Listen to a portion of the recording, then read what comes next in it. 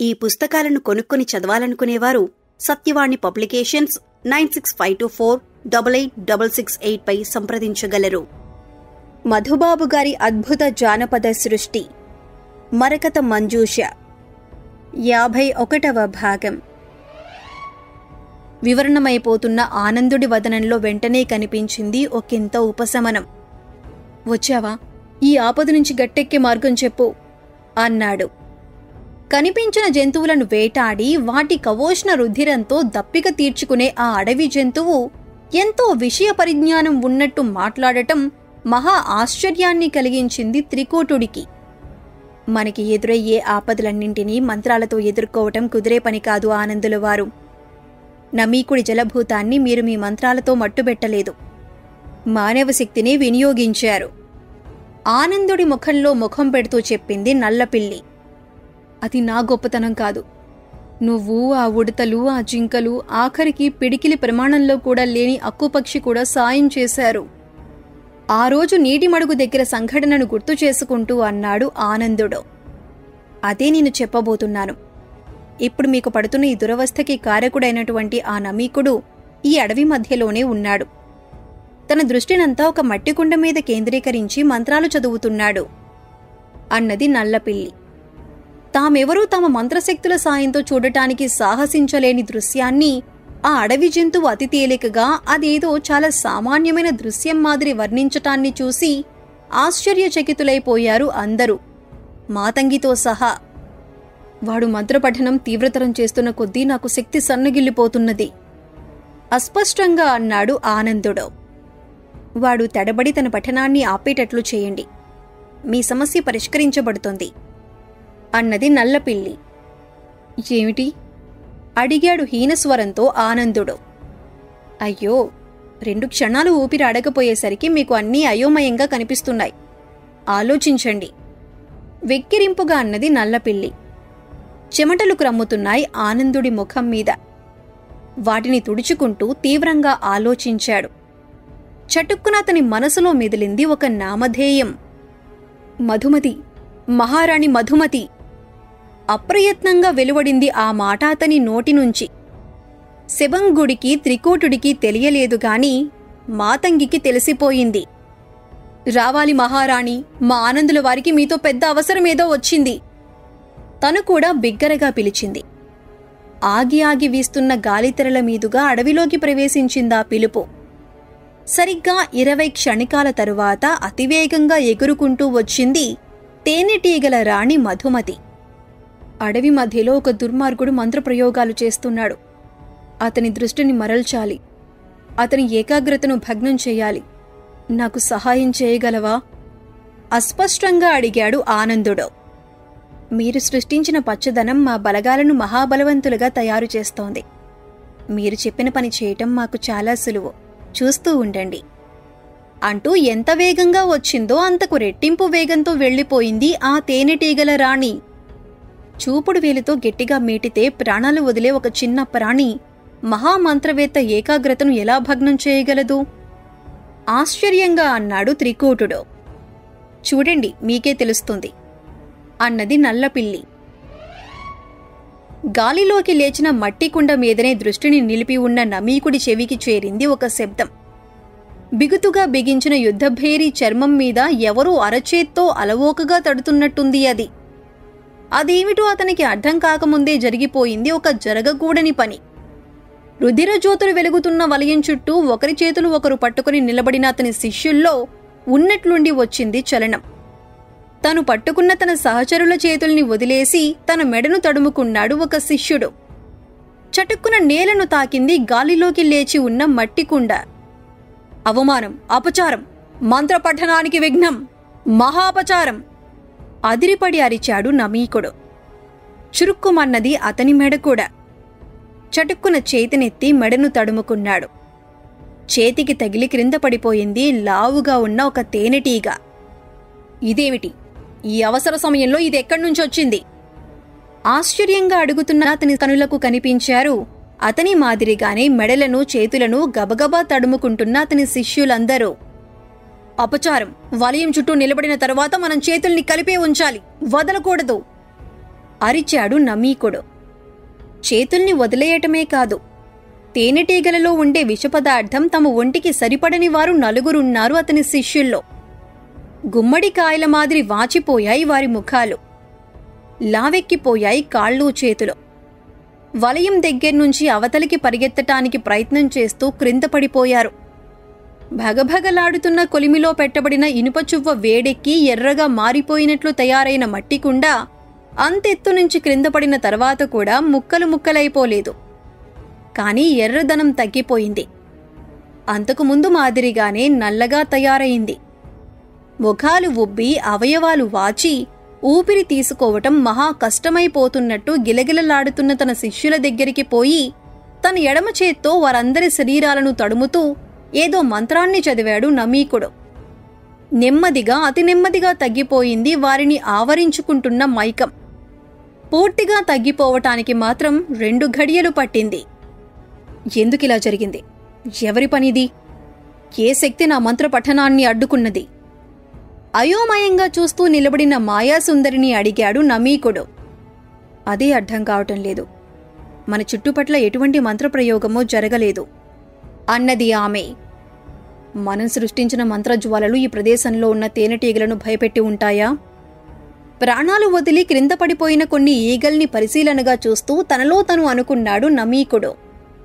మనం చెట్టు చేమలేవి దగ్గరలో కనిపించిన ప్రదేశంలోకి పోయి మరో ప్రయత్నం చేయటం మంచిదని నా అభిప్రాయం సాలోచనగా అన్నది మాయాసుందరి.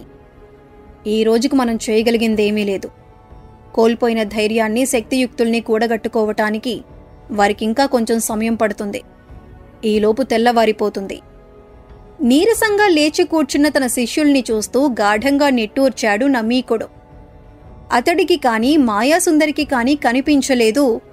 వేలకు వేల మంది సైనికులతో సమీపంలో ఉన్న చెట్ల మీద అవసరమైతే మరోసారి వారి మీద దాడి చేయటానికి సిద్ధంగా కూర్చుని ఉన్నది మధుమతి మహారాణి. ఆ మాటల్ని వినగానే తన వారందరికీ ఆజ్ఞలు ఇచ్చింది వచ్చిన దారిని వెనక్కి వెళ్లిపోదామని. మరోసారి భం భమ్మని శబ్దాలు చేస్తూ గాలిలోకి లేచి తిరుగు ప్రయాణం మొదలుపెట్టాయవి.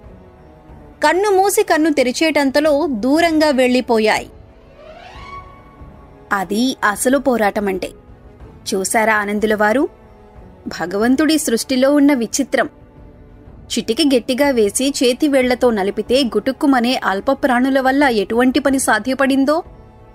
వయ్యారంగా ఊగుతూ వచ్చి జరిగిందంతా చెప్పి ఆనందుడి బుగ్గల్ని ముద్దాడిన రాణీ ఈగను చూస్తూ అన్నది నల్లపిల్లి.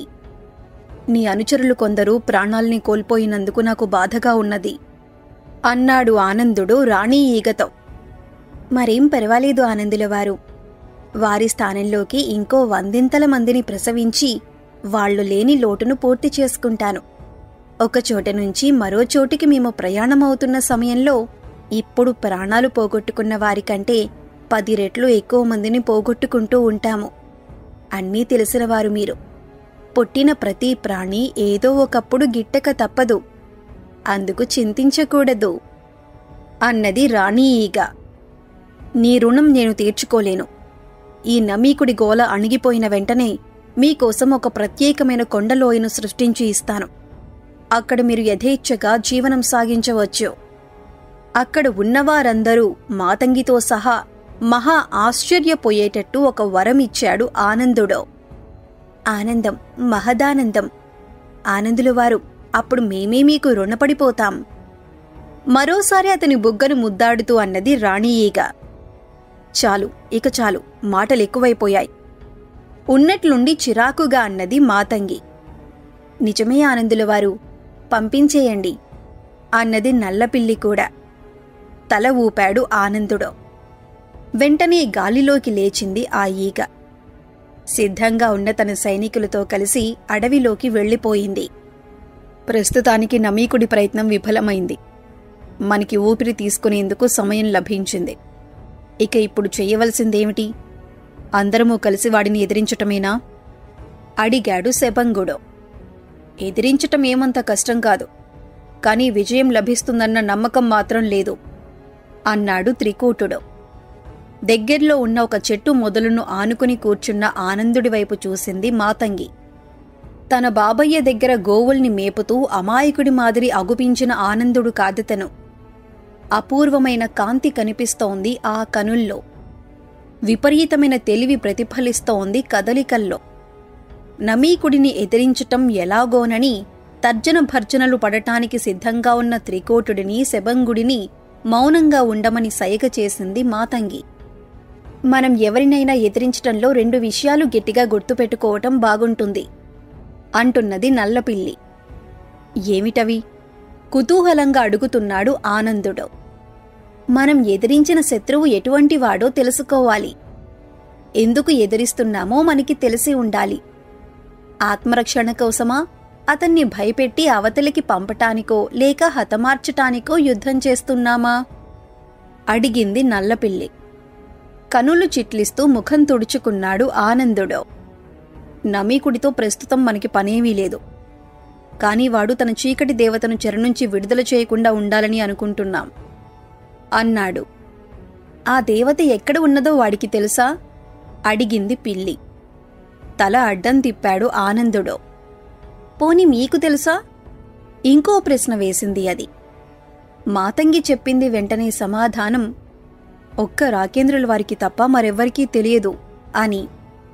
అయితే మీరు వెంటనే ఆ ప్రదేశాన్ని వెతికి పట్టుకుని ముందుగా ఆ దేవత ఎవరో గాని విడుదల కావటానికి వీలు లేనట్టు గట్టి ఏర్పాట్లు చేయండి. అప్పుడు ఆ నమీకుడు చేయగలిగిందేమీ ఉండదు అన్నది నల్లపిల్లి. పెదవి విరిచింది మాతంగి. శబంగుడు తెలియదని తల అడ్డం తిప్పాడు. త్రికోటుడు ముఖం ప్రక్కకు తిప్పుకున్నాడు. ఆ చీకటి దేవత ఎక్కడ బంధింపబడి ఉన్నదో తెలుసుకోవాల్సిన అవసరం ఆ నమీకుడి కంటే మీకే ఎక్కువగా ఉంది. బాగా ఆలోచించండి అంటూ క్రింది నుంచి లేచి నిలబడింది నల్లపిల్లి. ఎక్కడికి? అడిగాడు ఆనందుడు. ఆకలి ఆనందుల వారు. ఆహారం తీసుకోవాల్సిన సమయం గడిచిపోతోంది. పగటి సమయంలో వేటాడటం కుదిరే పని కాదుగదా. నేను వెళ్ళి వస్తాను. ఈ లోపల మీరు మీ పనులు పూర్తి చేసుకుంటూ ఉండండి అంటూ ఒక్క గంతులో పొదల చాటుకుపోయి అదృశ్యమైందది. ఏం చేద్దాం మాతంగి? అడిగాడు ఆనందుడు. మేము కేవలం మీ వెనుక నిలబడి ఉండవలసిన వాళ్లమే. ఏం చేసినా మీరే చేయాలి మురిపెంగా అన్నది మాతంగి అతని తలను ఆప్యాయంగా తడుముతూ. మంత్రప్రయోగాలు నిషిద్ధం. మనం నోరు తెరిచి ఒక్క మంత్రం చదివినా వాడికి తెలిసిపోతుంది అన్నాడు త్రికూటుడు. కనులు మూసుకుని ఆలోచించాడు ఆనందుడు. ఉన్నట్లుండి అతని కనుల ముందు ప్రత్యక్షమయ్యాయి అడవిలో మొదటిసారి అడుగుపెట్టినప్పుడు సహాయం చేసిన ఉడతలు. వెళ్ళు, అవి ఎక్కడ ఉన్నాయో చూసి ఒకసారి ఇక్కడికి వచ్చి వెళ్లమని చెప్పు అంటూ గ్రద్దకు చెప్పాడు. వికవిక నవ్విందది. నల్లపిల్లి వచ్చినప్పుడే అవి కూడా వచ్చాయి. అటు చూడండి, కునికిపాట్లు పడుతున్నాయి అంటూ ఒక చెట్టు వైపు చూపించింది. దాని మాటలు వినిపించాయి కాబోలు. ఒక్క గంతులో చెట్టు కొమ్మల మీది నుంచి క్రిందికి దూకి పరిగెత్తుకుంటూ వచ్చాయి ఉడతలు. ఆనందుడి భుజాల మీదికెక్కాయి. ఒడిలో కూర్చున్నాయి. బాగున్నారా అంటూ పలకరించాయి. తన మనస్సును కలవరపరుస్తున్న మాటను వాటికి చెప్పాడు ఆనందుడు. ఆ చీకటి దేవత బంధింపబడి ఉన్న ప్రదేశం ఎక్కడ ఉన్నదో ఎలా తెలుస్తుంది అని అడిగాడు. తమలో తాము చర్చించుకున్నాయవి. తాము చూసిన రకరకాల ప్రదేశాల్ని గుర్తు చేసుకున్నాయి. అడవిలో నేలమీద అటువంటి కట్టడాలేమీ లేవు. చెట్లమీద, కొండగుట్టల మీద, నీటి గుంటల దగ్గర మాకు కనిపించలేదు. ఏదైనా ఉండటమంటూ జరిగితే భూమి లోపల ఉండి ఉండాలి. కలుగులు చేసి లోపలికి వెళ్లే శక్తి మాకు లేదు. మీరు కావాలని అంటే ప్రయత్నం చేయటానికి మేము సిద్ధం అన్నది ఒక ప్రాణి. చేతులు జాచి దాన్ని, దాని చుట్టూ కూర్చున్న ఇతర ప్రాణుల్ని ఆప్యాయంగా తడిమాడు ఆనందుడు. నాకోసం మీరెవరూ మీకు చేతకాని పనులు చెయ్యవలసిన అవసరం లేదు. కలుగుల్లో ప్రయాణం చేయగల స్నేహితులు మనకి చాలామంది ఉన్నారు అంటూ గ్రద్ద వైపు చూశాడు మళ్ళీ. అతను మాటలతో చెప్పవలసిన అవసరం లేకపోయింది. అతని మనసును తేలికగా గ్రహించగలిగిందది. ఎవరిని తీసుకురావాలా ఆనందుల వారు అని అడిగింది. అడవిలో జరిగే వింతలు, విశేషాలు అన్ని జంతువులతో పాటు దానికి కూడా తెలిసిపోతాయి. కాని నగరంలో జరిగినవి తెలియటం చాలా కష్టం. సుజననగరపు చెరసాలలో ఉండగా కొన్ని ఎలుకలు సాయం చేశాయి. వాటిని వెంటబెట్టుకు రావటం నీకు సాధ్యపడుతుందా అని అడిగాడు. అవి ఒప్పుకుంటే అలాగే తీసుకువస్తాను, కాని అవి నన్ను చూసిన వెంటనే కలుగుల్లోకి పోయి మటుమాయమైపోతాయి అన్నది గ్రద్ద. తెల్లవారనీయండి ఆనందుడివారు, ఆ గ్రద్దను మాకు తోడుగా పంపించండి, మేము వాటిని వెతికి పట్టుకువస్తాం అంటూ వినవచ్చాయి మాటలు. తను ఏ చెట్టు క్రింద కూర్చున్నాడో ఆ చెట్టు కొమ్మల మీదనే ఉన్నాయి నమీకుడి నగరంలో నుంచి తమను అనుసరించి వచ్చిన చిలుకలు. తృప్తిగా తల ఊపి కూర్చున్న ప్రదేశంలోనే నేలమీద పడుకున్నాడు ఆనందుడు. 2 క్షణికాల్లో గాఢమైన నిద్రలోకి జారిపోయాడు. ఎవరక్కడా? కంగుమంటున్న కంఠంతో పిలిచాడు సుజన నగరంలో ఒక చిన్న భవనంలో విడిది చేసిన గవాక్షుడు. 10 నిమిషాల తరువాత కనిపించాడు అతనికి ఒక భటుడు. మేము వెంటనే మా నగరానికి వెళ్ళిపోవాలి, ఏర్పాట్లు పూర్తయినాయా? దర్పంగా అడిగాడు గవాక్షుడు. తల ఊపి బయటికి రమ్మనమని సైగ చేశాడు ఆ భటుడు. ఠీవిగా అడుగులు వేస్తూ భవనంలో నుంచి వెళ్లిన గవాక్షుడికి వీధిలో నిలబెట్టి ఉన్న ఒక అశ్వం కనిపించింది.